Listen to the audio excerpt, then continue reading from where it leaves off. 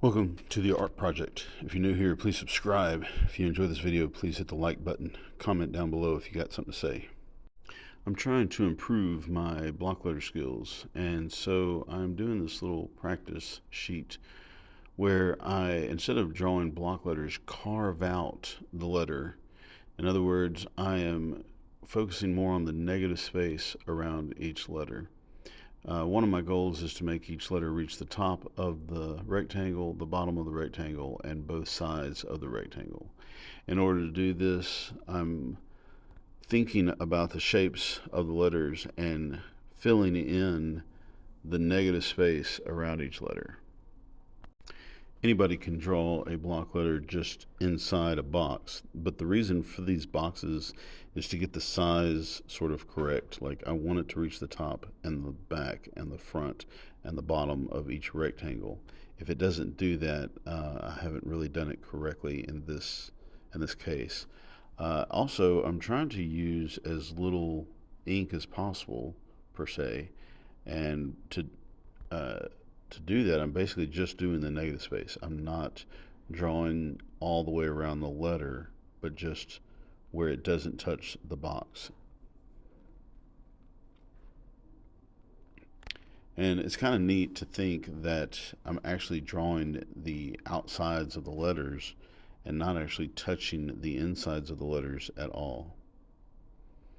Now, I didn't get all of these letters exactly the way I think they should be. For example, this K doesn't quite look right. The top stem doesn't look right on the right. Later on, you'll see when I do the X, it doesn't come out just right. But it has me thinking about block letters in a different way. Also, after I did this L right here, I realized that it looks pretty neat to have it darker next to the letter. And this is sort of extra, right? I don't have to do this to improve my block letters necessarily, but it does kind of make it look better in the end. And so as you watch me complete this, I'm going to go back to all of the letters and fill them in and make them look a little bit more interesting by shading them in darker around right next to the letter, almost as if they're casting a shadow behind them in the box that they're in.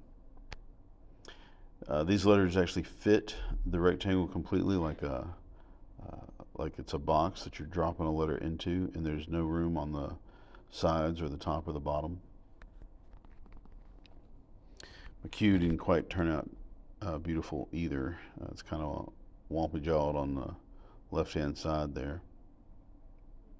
But notice how shading these in with the Sharpie pen, darker, closer to the letter, makes them look a whole lot more interesting than they did just a moment ago. You can probably pick up this worksheet and a few others like it on my Teachers Pay Teachers website. Check the description down below.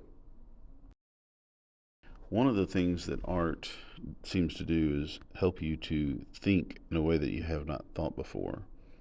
And so, we're used to writing. Most everybody can write letters and write words.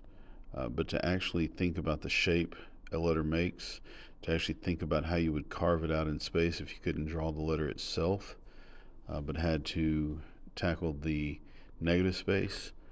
These are things that just kind of make the brain think a little bit harder and think a little bit differently, probably builds neurons, and in some way it makes us smarter people. So work on these.